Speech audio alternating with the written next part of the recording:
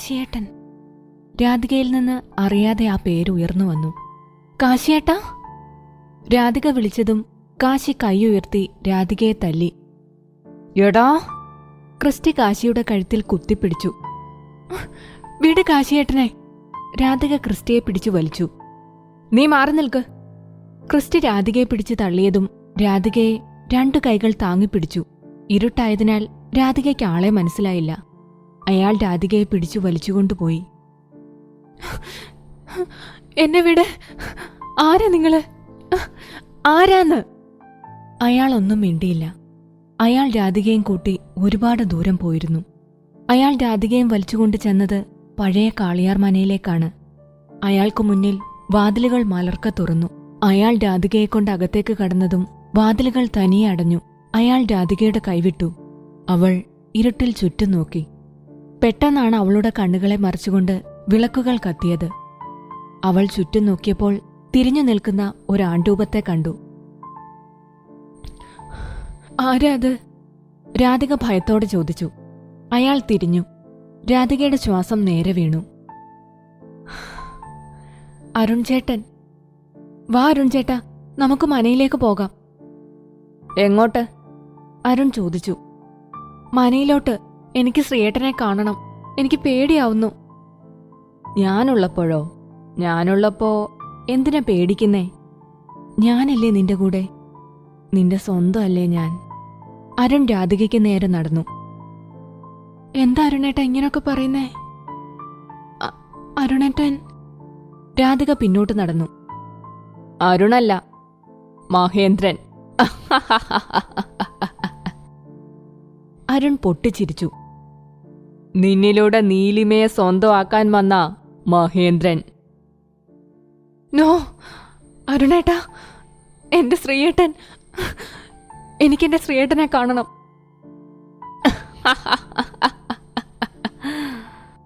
അരുൺ പൊട്ടിച്ചിരിച്ചു.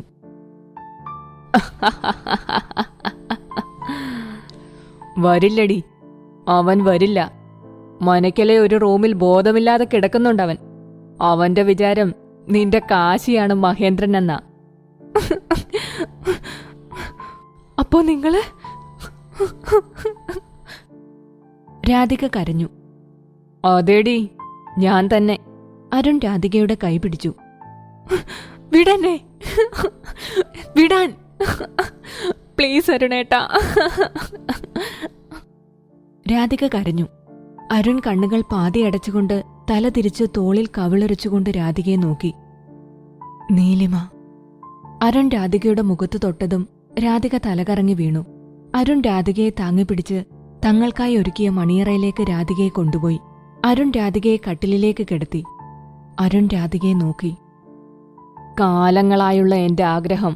ആരും വരില്ല, അവനും എന്നെ തടയാൻ. ഇന്ന് എന്റെ ദിവസമാ, നമ്മുടെ ദിവസം.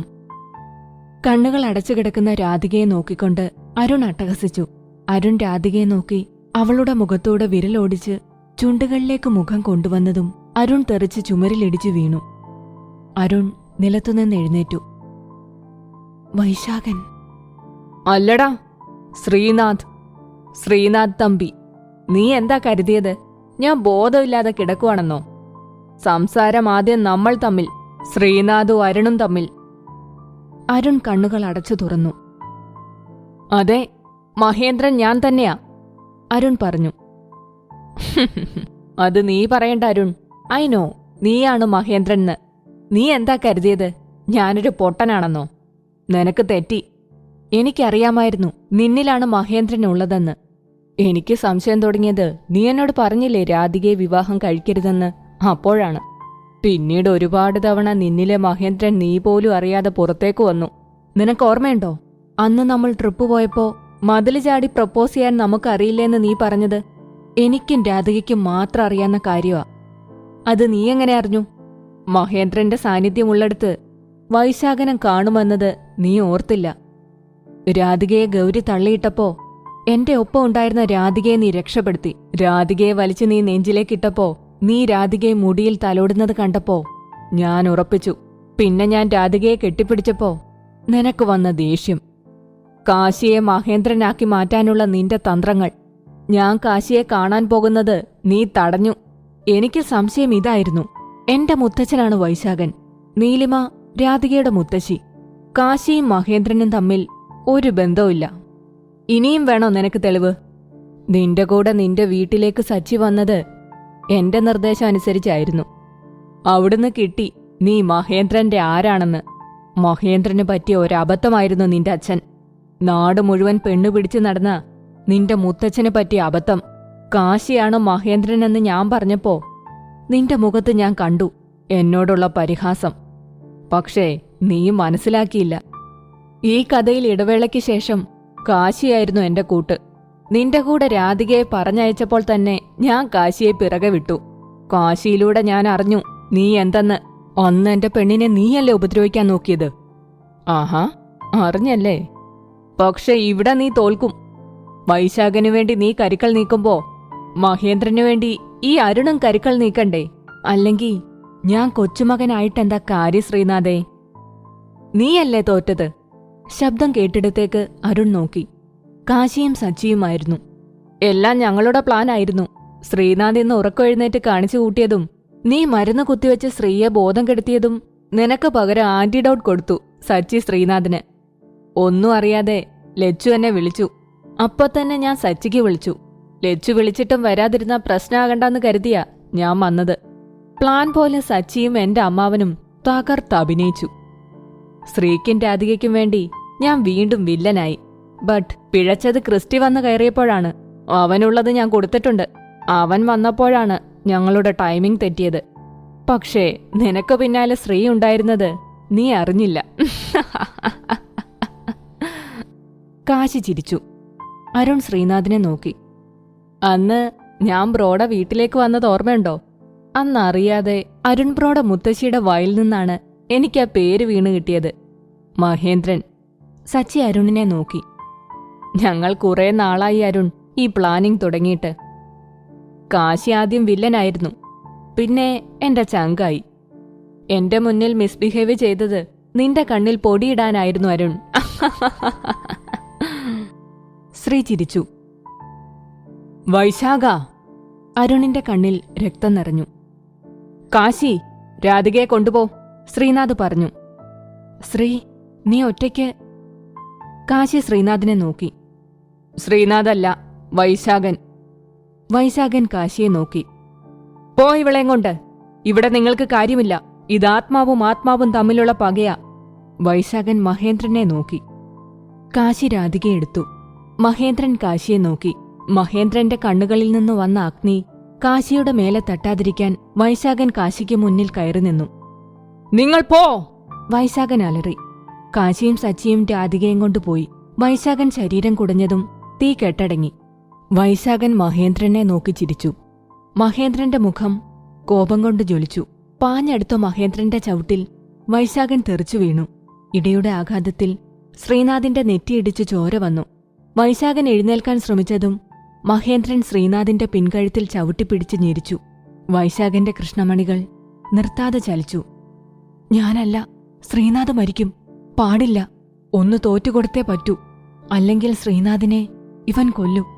കൊന്നാൽ ഞാൻ, നീലിമ, രാധിക. ശ്രീനാഥിന് ബോധം മറയുന്നത് പോലെ തോന്നി. മഹേന്ദ്രൻ ശ്രീനാഥിന്റെ കഴുത്തിൽ ചവിട്ടിപ്പിടിച്ചു നിന്നു. ശ്രീനാഥിന്റെ കണ്ണുകൾ പതിയെ അടഞ്ഞു.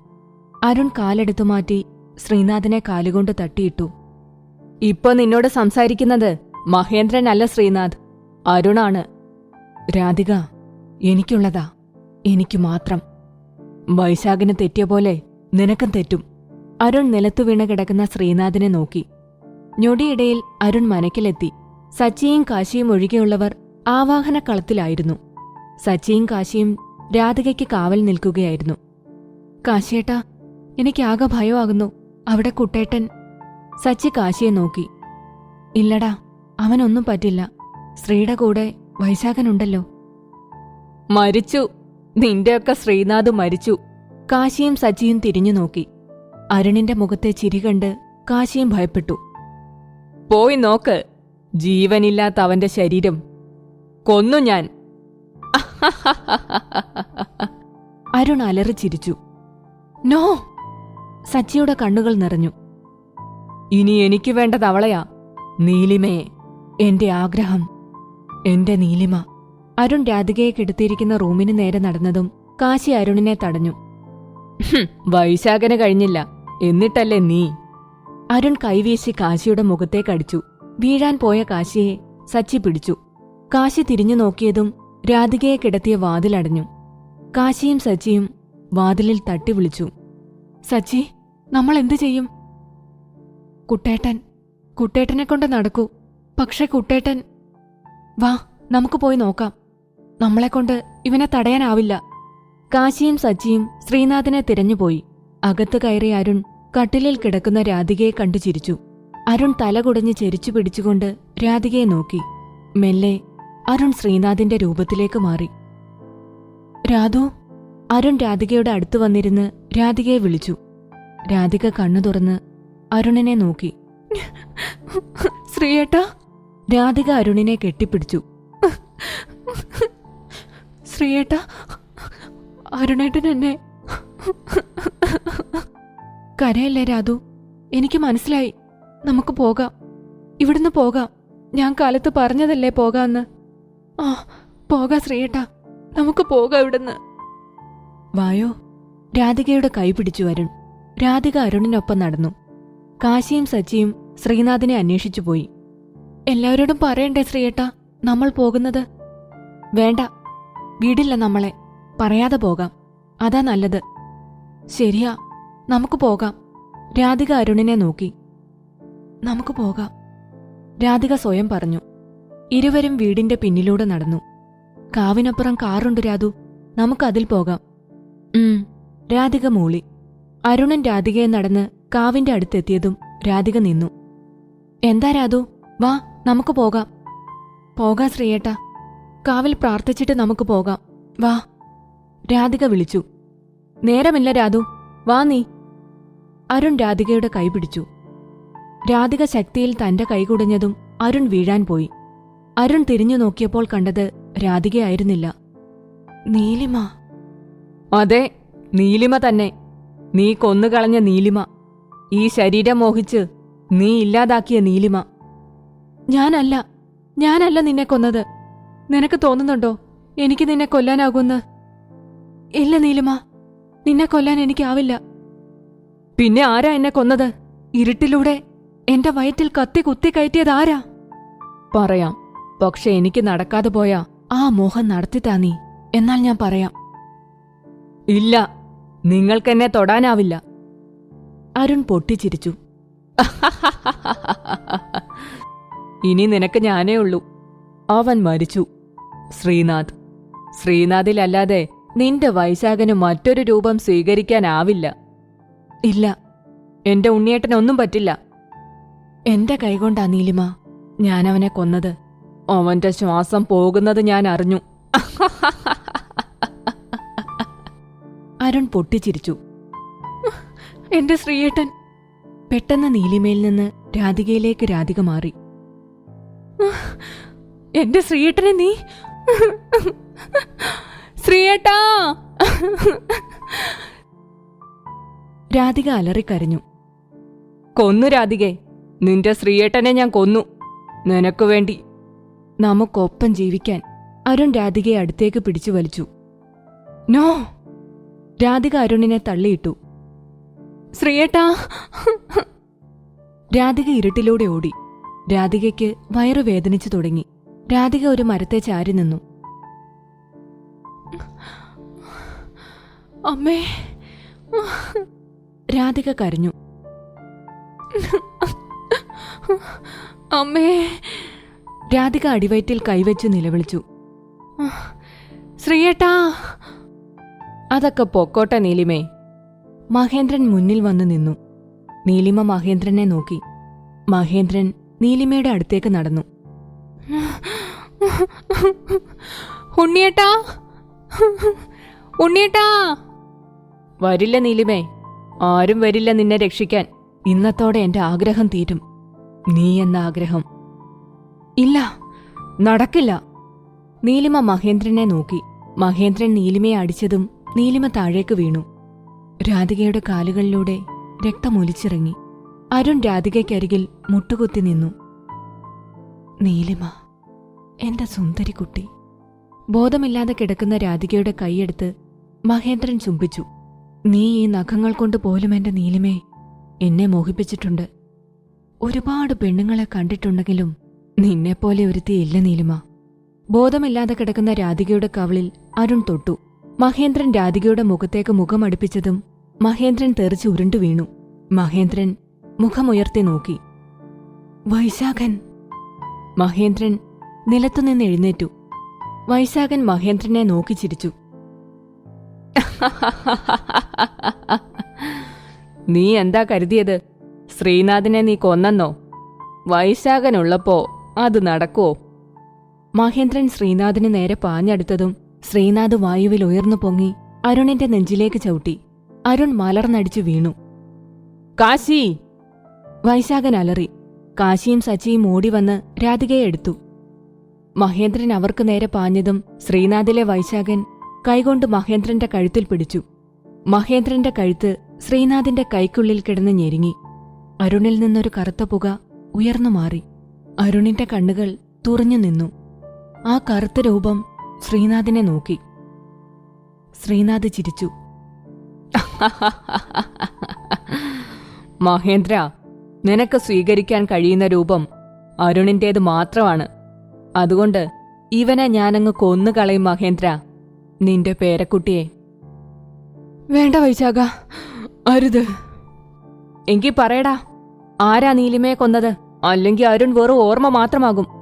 പറയാൻ, ആരാ എന്റെ നീലിമയെ കൊന്നത്? കരുമൻ! മഹേന്ദ്രൻ അലറി. കരുമൻ! കരുമൻ! കരുമനാ നീലിമയെ കൊന്നത്. അവളോട് തോന്നിയ മോഹത്തിന്റെ പേരിലാ ഞാനന്ന് ചെന്നത്. കാവിൽ നീലിമ ഒറ്റയ്ക്ക് മാത്രമേ വരുമെന്ന് എനിക്കറിയായിരുന്നു. പക്ഷെ ഞാനെത്തുമ്പോ കണ്ടത് വയറ്റിൽ കത്തി കുത്തിക്കയറിയ നിലയിൽ കിടക്കുന്ന നീലിമയാ. അവൾ കണ്ണടച്ചത് എന്നെ കണ്ട. ആ കത്തി ഞാൻ വലിച്ചൂരി നിൽക്കുമ്പോഴാണ് നീ വന്നത്. നീ എന്നെ കൊന്നു. പക്ഷേ എന്റെ നീലിമയെ എനിക്ക് വേണം. ഇല്ല മഹേന്ദ്ര, നീലിമ എന്റെതാ, രാധിക ശ്രീനാഥിന്റെയും. നിനക്ക് തൊടാനാവില്ല. വേണ്ട, അതിനെനിക്കൊരു രൂപം വേണ്ട. നീ ഇവനെ കൊന്നോ, പക്ഷേ എനിക്ക് നീലിമയെ വേണം. മഹേന്ദ്രന്റെ രൂപം കാശിയും സച്ചിയും പോയ വഴിക്ക് നീങ്ങി. വൈശാഖൻ അരുണിനെ വിട്ടു. അരുൺ ചുമച്ചു തുടങ്ങി. അരുൺ ശ്രീനാഥിനെ നോക്കിയതും ശ്രീനാഥ് അരുണിന്റെ ചെവി നോക്കി അടിച്ചു. അരുൺ ബോധം കെട്ടു വീണു. ശ്രീനാഥ് മഹേന്ദ്രന് പിന്നാലെ ചെന്നു. മഹേന്ദ്രൻ ഓടിയെത്തിയത് മുഴുവന്നൂരൊരുക്കിയ മന്ത്രക്കളത്തിന് മുന്നിലേക്കാണ്. പിന്നാലെ വൈശാഖനും. കാശിയും സച്ചിയും രാധികയെടുത്ത് ഹോസ്പിറ്റലിലേക്ക് കൊണ്ടുപോയി. മന്ത്രക്കളത്തിനടുത്ത് രഘുവും സഹദേവനും സത്യനും രാജനും ഉണ്ടായിരുന്നു. മുഴുവന്നൂർ മന്ത്രങ്ങൾ ചൊല്ലിക്കൊണ്ടിരുന്നു. എന്നെ ഒതുക്കാൻ ഇങ്ങനെ ഒന്നിവിടെ നടക്കുന്നുണ്ടല്ലേ? ഇല്ല, എന്റെ ലക്ഷ്യം നിറവേറ്റിയേ ഞാൻ പോകൂ.